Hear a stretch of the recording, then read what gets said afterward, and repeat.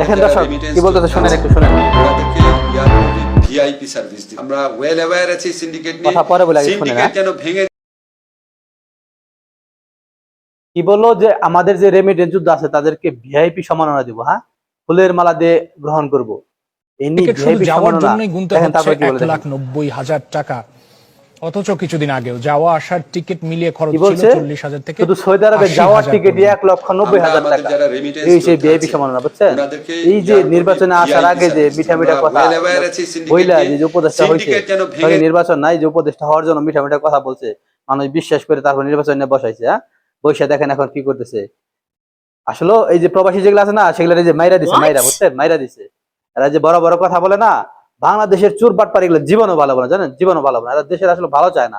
যে প্রবাসীর কারণে দেশ চলে, সেই প্রবাসী নিয়ে দেখেন কতই, হ্যাঁ, তাদেরকে ভিআইপি সম্মাননা দিব, তাদেরকে ভিআইপি একটা গেট রাখবো, কত সুন্দর সুন্দর কথা বলছে।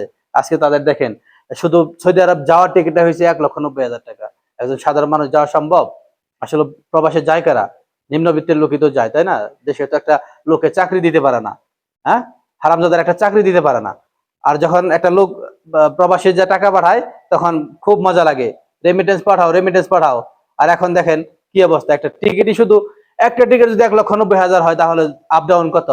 প্রায় 4 লক্ষ টাকা। একজন প্রবাসী নিম্নমানের আয় যাদের, 700-600 রিয়াল বেতন, আচ্ছা ঠিক আছে 4 লক্ষ টাকা টিকিট আমি মেনে নিলাম। আপনি একটা লোককে কমসে কম 2,000-3,000 রিয়াল বেতনে পাঠান না কেন?